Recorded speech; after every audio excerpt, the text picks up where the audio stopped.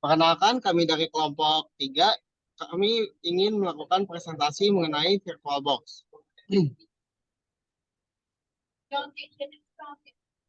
Ini ada anggota kelompok kami, pertama ada Daryl, kedua ada Andrew Julian Hanjaya, ketiga ada Kevin Jonathan Mitario, keempat ada Muhammad Rafael Casar Pondang, kelima ada Alexander Nathaniel Lubis, dan keenam ada saya sendiri, Julian Putra Utama. Next slide. Nah, di sini saya akan menjelaskan teori virtualisasi. Virtualisasi adalah proses yang memungkinkan komputer untuk berbagi sumber daya perangkat kerasnya dengan banyak lingkungan yang terpisah secara digital. Setiap individu, setiap lingkungan virtual berjalan dalam sumber daya yang dialokasikan seperti memori, daya pemroses, dan penyimpanan. Nah, Ya, perkenalkan saya Alexander. Sekarang saya akan menjelaskan tentang VirtualBox. VirtualBox adalah software open source untuk menjalankan beberapa sistem operasi secara bersamaan pada suatu komputer melalui virtual machine.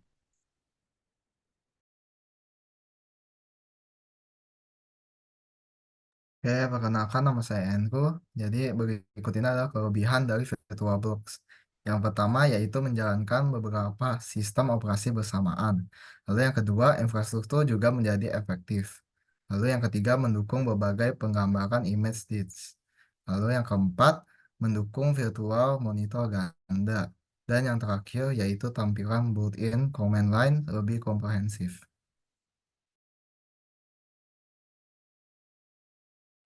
Baik, nama saya adalah Daryl. Saya akan menjelaskan beberapa kekurangan dari VirtualBox. Yang pertama, VirtualBox memiliki keamanan yang lemah. Jadi karena memiliki beberapa masalah keamanan, ini kan VirtualBox ini kan perangkat lunak open source. Jadi kerentanannya itu dapat lebih mudah dieksploitasi jika tidak sering diupdate. Selain itu, karena banyak digunakan untuk pengujian, sistem virtual mungkin tidak memiliki semua perlindungan yang ada pada sistem asli. Jadi lebih rentan untuk diserang hacker. Yang kedua, dia belum ada fitur USB 3.0. Meskipun versi terbaru VirtualBox sudah mulai mendukung USB 3.0, tapi beberapa versi lama itu nggak punya fitur ini. USB 3.0 itu penting untuk kecepatan transfer data yang lebih tinggi. Jadi keterbatasan ini dapat menghambat pengguna yang membutuhkan koneksi USB yang cepat. Ketiga, mendukung virtual monitor ganda. Dukungan untuk monitor ganda di VirtualBox bisa menjadi masalah bagi pengguna yang membutuhkan pengaturan multi-monitor supaya bisa efisien kerjanya. Meskipun VirtualBox memungkinkan pengaturan ini, kinerjanya seringkali tidak sebaik yang diharapkan. Jadi dapat mengganggu produktivitas orang yang bekerja. Terus yang keempat, membutuhkan memori yang besar. Nah, VirtualBox ini butuh memori yang besar ya untuk menjalankan mesin virtual supaya lancar. Sistem host harus memiliki RAM yang cukup untuk mengakomodasi kebutuhan memori dari sistem operasi host dan tamu. Jadi kekurangan memori dapat menyebabkan sistem menjadi lambat dan tidak responsif. Kelima, network ID terbatas. VirtualBox memiliki opsi jaringan yang terbatas dibandingkan dengan beberapa solusi virtualisasi lainnya. Hal ini bisa menjadi hambatan bagi pengguna yang membutuhkan pengaturan jaringan yang kompleks seperti multiple VLANs atau jaringan internal yang lebih rumit. Oke, saya Rafael kali ini akan menjelaskan cara install VirtualBox. Yang pertama ini kita bisa ke website VirtualBox ya, yang bisa dilihat itu ada virtualbox.org, yang dimana itu kita bisa melihat tombol download VirtualBox 7.0 itu, dan kita akan mengklik. Setelah mengklik itu, kita akan melihat ada tulisan download VirtualBox, dan itu di bawahnya ada tuh VirtualBox yang 7.0.18 Platform Packages. Nah, untuk install ini, itu tergantung dengan device yang kita pakai. Seperti aku sekarang sedang memakai Windows Host, yang dimana itu berarti saya memilih Windows. Namun, jika ada yang pakai Mac OS ataupun Linux, itu boleh banget bisa pilih Mac OS atau Linux. Mungkin bisa juga ke Solaris, jika yang pakai Solaris gitu ya. Setelah kita mencet Windows Host, nah, sini kita bisa lihat download listnya. Saya sudah mendownload nih, VirtualBox 7.0.18 dan itu versi Windows. Executable filesnya ada exe. Setelah itu, kita mulai buka filenya. Setelah kita run filenya, ada tulisan Welcome to the Oracle VM VirtualBox 7.0.18 Setup Wizard ya. Lalu kita next. Setelah sini ada warning nih. Nah, di warning ini nggak usah khawatir, ini karena dibutuhkan untuk kejalanan VirtualBox nantinya. Jadi kita sangat butuh banget untuk installation ini. Jadi proceed aja, klik yes. Nah ini kita juga missing dependencies Python core ya. Nah ini juga harus install untuk keberlangsungan jalannya aplikasi VirtualBox nanti. Lalu kita klik aja yes. Nah, setelah itu VirtualBox kita sudah selesai install. Dan kita juga udah bisa start ini VirtualBox-nya. Nah, inilah tampilan yang dihasilkan ketika kita sudah selesai menginstal VirtualBox. Yang bisa kita lihat, ini ada tools, ada preference, ada import, export, new, dan juga add. Nah, sebelum itu, kita download dulu nih Windows 11 ISO. Itu buat apa? Buat kita memiliki file base OS-nya, base OS dari Windows 11. Kalian kalau misalnya ada yang tidak ingin menjalankan Windows 11 di VirtualBox, jangan khawatir, bisa pilih device lainnya, OS lain. Seperti Linux atau mungkin yang lain, itu kalian bebas. Namun di sini saya milih Windows 11 ISO. Setelah itu, kita diarahkan ke select the product language, di mana itu bahasanya tuh mau apa. Apakah Inggris, French, atau Japan, Chinese, itu terserah kalian. Namun saya memilih English saja. Nah, setelah itu kita akan verify nih. Dikasih link download sama Microsoft-nya. Nah, ini saya mulai deh. Download Windows 11 English. Yang pastikan 64-bit ya downloadnya.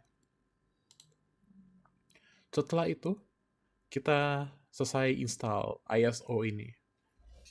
Setelah selesai installnya, kita buat folder. Bebas di mana, mau di dokumen, download, atau di mana foldernya. Yang pasti folder itu sebagai tempat ya, tempat kita menaruh VirtualBox serta filenya. Nah ini saya taruhnya di desktop ya, biar kita lihat dengan jelas kalau memang sudah ada aplikasi VirtualBox dengan ISO-nya dalam satu file. Setelah itu kita mulai deh membuat virtual machine ya. Seperti tadi yang saya tampilkan ya, ada preference, import, export. Nah ini kita pencet new aja ya. Setelah pencet new, nanti akan muncul tampilan seperti ini. Jangan lupa kalian untuk folder dan ISO image-nya itu sudah benar ya. Seperti foldernya tempat yang tadi sudah dibuat, dan ISO seperti tadi yang sudah kita download. Setelah itu di sini ada edition. Ada Windows 11 Home, Windows 11 Education, Windows 11 Pro. Itu terserah mau yang mana ya. Saya sih untuk sekarang pakai Home. Nah, setelah kita memilih yang mau Windows version mana, ini ada username dengan password ya. Saya username-nya pakai nama saya aja ya, passwordnya juga NIM saya. Nah, sini ada settingan hardware. Kebetulan laptop saya hardware-nya 16 GB, jadi saya memakai setengahnya aja ya untuk virtual machine ini. Dan juga prosesor saya kebetulan ada 12, jadi saya memakai 4 aja setengahnya. Nah, ini ada virtual hard disk. Untuk seukuran Windows 11, menurut saya sih 80 GB sudah cukup ya, karena kita hanya mengsimulasikan dalam virtual machine ini dan juga tidak memakai aplikasi yang berat-berat banget dalam virtual machine-nya nanti. Jadi saya rasa 80 GB sudah cukup. Nah, setelah itu kita dikasih lihat tampilan summary-nya. Apakah benar Windows 11? Apakah benar RAM-nya nanti mau ada 8 GB? Apakah benar prosesornya nanti 4? Dan seterusnya. Nah, ini juga sudah tampilkan nih ya. Kayak base memorinya 8 GB, prosesor 4, dan sebagainya ya. Kita bisa lihat tuh detail-detailnya. Operating systemnya ada Windows 11 gitu ya. Setelah dijalankan, ini ada nih, tulisan Windows cannot read the file. Filenya itu product key gitu. Windows gak bisa baca product key-nya. Nah ini gimana? Kita lupa setting tadi. Di Windows 11 itu settingsnya kita ke sistem, lalu ke motherboard. Nah itu ada di boot order itu, ada floppy nyala. Sedangkan kita sudah tidak pakai floppy disk lagi. Jadi kita matikan aja, dan settingsnya sisanya itu bebas. Lalu kita klik OK. Nah, setelah kita disable floppy disknya, kita ke ini nih, settingan advance nih, yang snapshot folder. Yang sudah dibuat tadi. Nah, itu kan ada tuh yang kita lihat tuh, unattended ada 3 file itu. Nah, 3-3 itu kita akan delete. Setelah di delete, kita akan masuk ke VirtualBox-nya lagi. Lalu kita start. Setelah di start, nah ini tampilannya. Sudah tampil normal seperti installation Windows pada umumnya. Setelah itu kita klik install now. Setelah install now nih, kita disuruh untuk activate Windows ya. Nah ini, buat kalian yang sudah memiliki product key itu bagus, namun yang belum memiliki itu mungkin kalian bisa cari di Google atau mungkin kalian bisa beli ya produk Windows-nya. Nah, berikut command line untuk kalian tuh mendapatkan product key. Misalkan kalian sudah punya ya. Nah, ini saya di laptop saya ini, saya original Windows gitu. Saya sudah punya product key-nya. Jadi, saya menjalankan command line ini, lalu product key-nya ditampilkan dalam command-nya.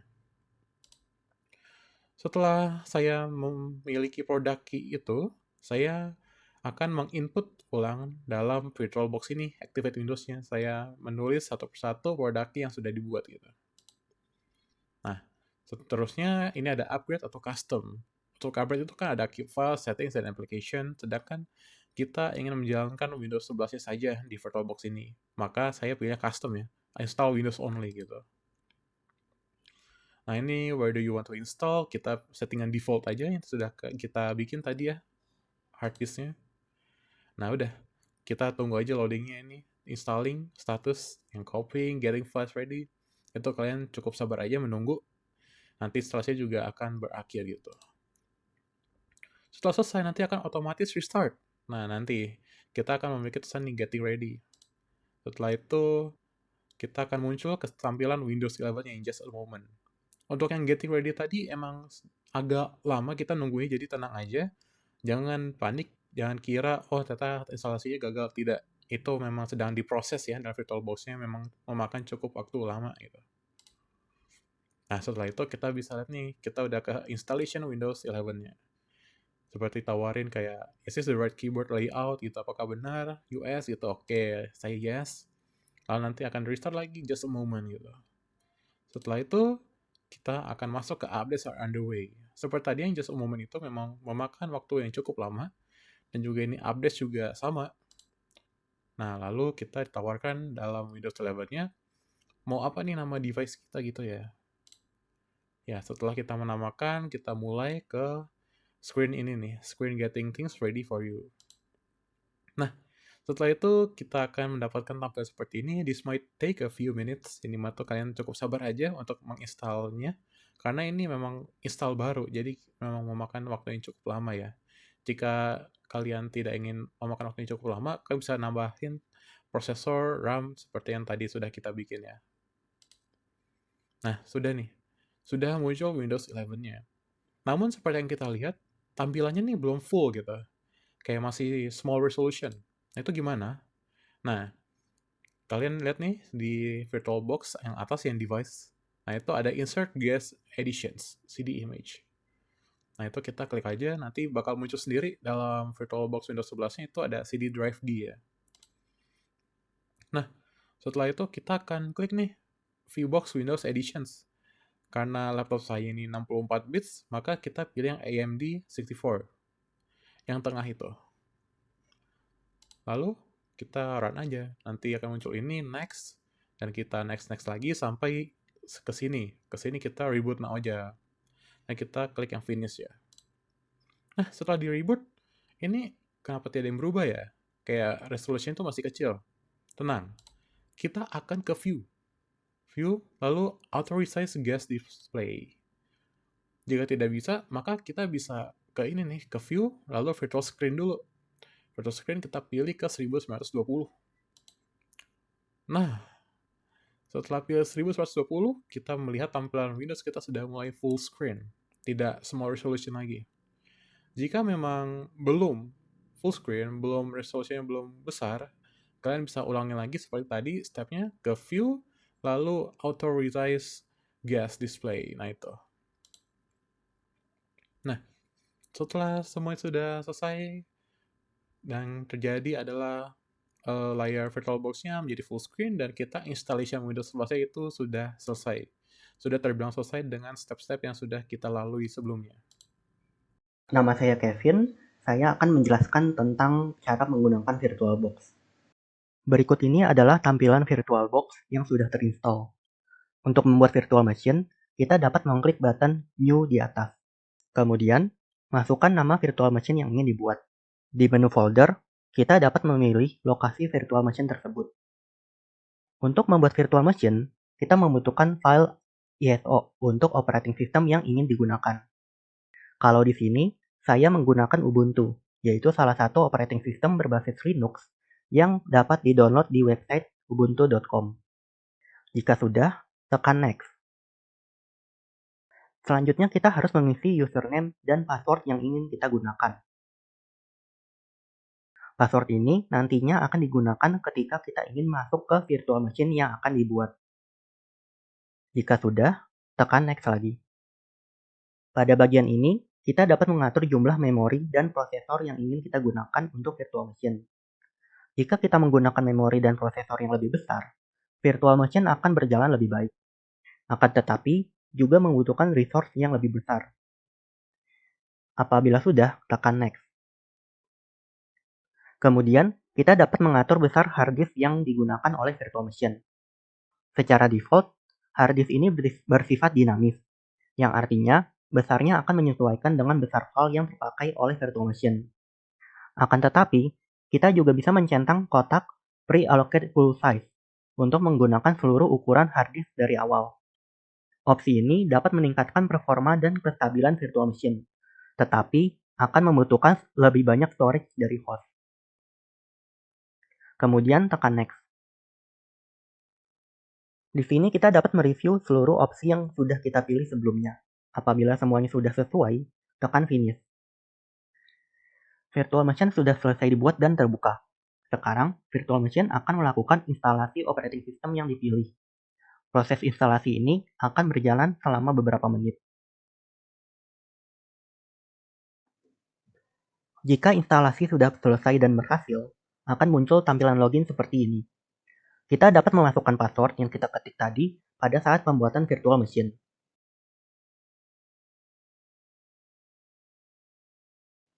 Selanjutnya, akan terbuka tampilan desktop seperti ini.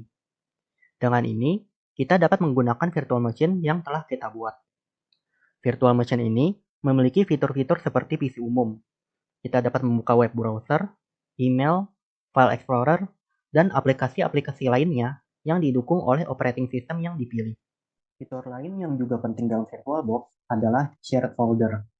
Nah, shared folder itu apa? Jadi shared folder itu adalah folder yang bisa kita akses melalui host machine dan juga oleh guest machine. Dalam kasus ini, host machine adalah PC kita sendiri, sedangkan guest machine adalah virtual machine ini. Untuk membuat share folder, kita bisa pilih device, share folder, lalu setting, dan kemudian klik icon ini. Nah, di sini kita bisa memilih tab di mana share folder kita akan tersimpan. Apabila sudah, kita dapat cek kotak auto mount. Fungsinya adalah agar share folder yang kita buat ini dapat otomatis dipasang ketika kita menyalakan virtual machine-nya. Apabila sudah selesai, klik OK. Selanjutnya, apabila kita ingin menggunakan share folder tadi, kita bisa buka file explorer. Nah, di sini kita bisa melihat share folder yang sudah dibuat. Folder ini akan terhubung dengan host machine kita. Sebagai contoh, kita bisa mencoba membuat folder test di sini. Selanjutnya, apabila kita cek ke file explorer di host machine kita bisa melihat folder test yang baru dibuat. Apabila kita memodifikasi folder di sini, dan kemudian kita kembali ke virtual machine kita, maka foldernya juga akan termodifikasi. Jika kita ingin mematikan virtual machine, kita dapat membuka menu machine dan pilih SCPI Shutdown. Untuk membuka kembali virtual machine, klik button Start yang ada di atas. Kemudian, apabila kita ingin membuang virtual machine yang dibuat, kita dapat klik kanan virtual machine tersebut dan pilih Remove. Sekian presentasi dari kelompok kami, terima kasih.